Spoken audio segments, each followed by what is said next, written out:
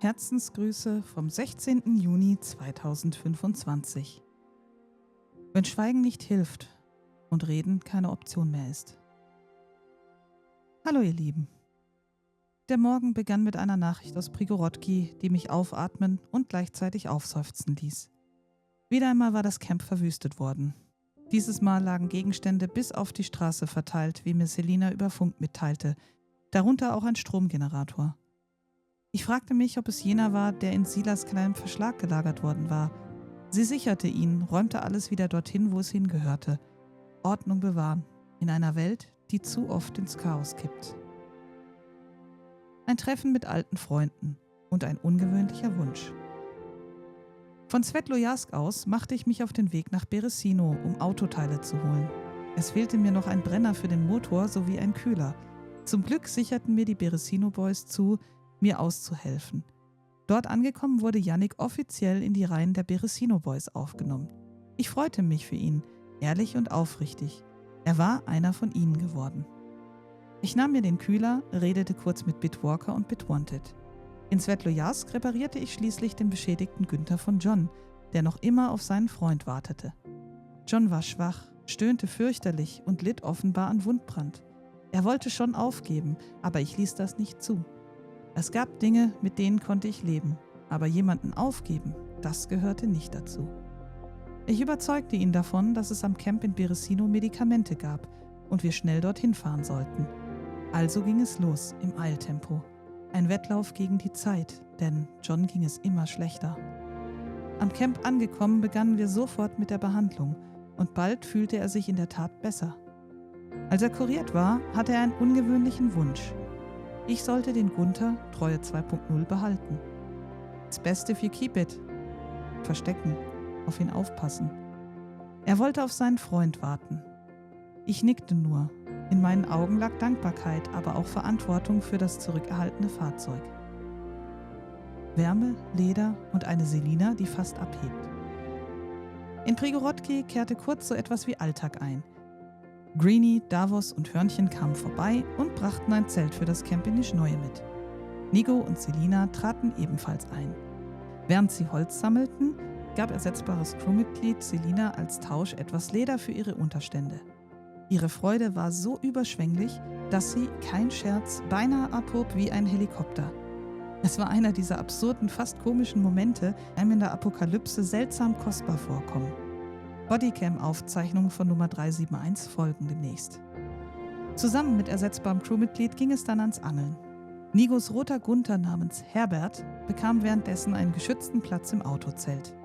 Ein kleiner, wohlverdienter Rastplatz für einen großen Helfer auf 4 Rädern. Tja, und ich fuhr mit dem roten Gunther wieder Richtung Süden. Routinen, Erinnerungen und neue Zelte. Als es hell wurde, fuhren Selina und Nigo nach Elektrosawodsk mit mir und bauten ein Zelt vor dem Kochhaus auf. Auf dem Rückweg legte ich ein paar Kleinigkeiten in die Erinnerungskiste, unsere Conebox beim Denkmal in Tschernogorsk. Einen Hut, ein paar Handschuhe und Snacks. Dinge, die vielleicht jemandem etwas bedeuten konnten. Später kam es zu beunruhigenden Neuigkeiten aus Krona. Nigos Basis, er hatte sich dort in der Burg niedergelassen, wurde angegriffen. Dakel fiel einer Sprengfalle zum Opfer. Aber die Jungs schafften es, den Angriff abzuwehren. Ich begegnete unterdessen Jamet in der Klinik in Tschernogorsk. Wir liefen zurück nach Prigorodki. Dort übergab ich Silas eine blaue Sanitäterjacke. Sie stand ihm gut, doch er legte sie schweigend wieder ab. Vielleicht passte sie nicht zu dem, was in ihm vorging. Ich respektierte das und schätzte den Versuch. Als wir zum Zug-Event aufbrachen, fanden Jamet und ich leider kein Fass. Nur ein stilles, namenloses Bambi, das aber weglief. Wie viele Schicksale bleiben in dieser Welt unerzählt? Stille Nacht und ein großer Knall. Jamet verabschiedete sich zur Nacht. Ich aber blieb und fuhr zurück nach Beresino. Dort entdeckte ich ein totes Bambi vor der Polizeistation. Ohne Schuhe, nur mit einer Bandage in der Hand. Sehr mysteriös und es erinnerte mich an eine Schilderung von Bitwanted. Ich gedachte der armen Seele. Am Camp schlichen 2 Gestalten durch die Dunkelheit. Ich sah sie, doch ich sagte nichts. Ich blieb im Schatten, ich beobachtete. Dann ein Zombie, tot, wie zufällig abgelegt. ein Geräusch. Dann 2 Männer in Feuerwerkluft. Sie bearbeiteten die Garage der Beresino Boys und machten sich an ihr zu schaffen. Mit einer Brechstange und mit einem Messer. Ich erkannte ihre Waffen auf dem Rücken, ihre Entschlossenheit. Ich spürte, wie meine Hände kalt wurden. Mein Herz raste, die Hände zitterten. Ich funkte, setzte einen Notruf ab. Aber niemand war erreichbar. Nicht Bitwalker, nicht Bitwanted und selbst Yannick schien wohl zu schlafen. Ein feiger Angriff mitten in der Nacht. Mit einfachsten Mitteln. Tja, und die Banana-Ops waren zu weit weg. Beschäftigt mit ihren Neuzugängen Ziberion und Losel. 2 Namen, die man sich merken sollte. Nicht nur, weil sie recht schnell auffielen, sondern auch, weil sie offenbar in den Angriff auf Nikos Burg verwickelt gewesen waren. Zumindest klangen sie ziemlich stolz darauf. Ich war ehrlich gesagt nicht sicher, ob sie ihre neue Gruppe, die Banana-Ops, damit beeindrucken oder eher kompromittieren wollten.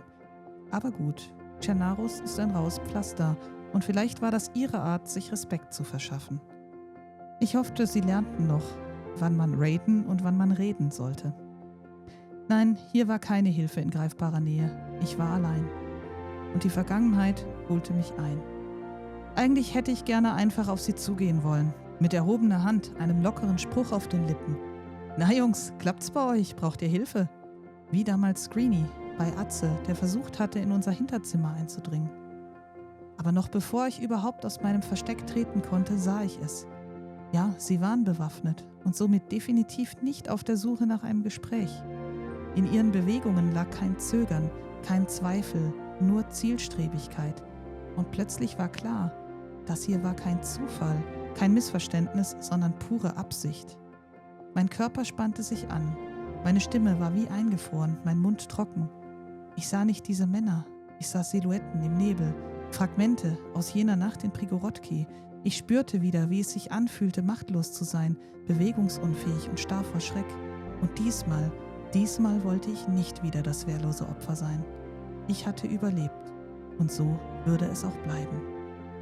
Ich holte tief Luft und griff nach der DMR, die Rob mir überlassen hatte. Sie lag in meinen Händen, kalt, schwer. Ich hatte sie bislang nicht angerührt.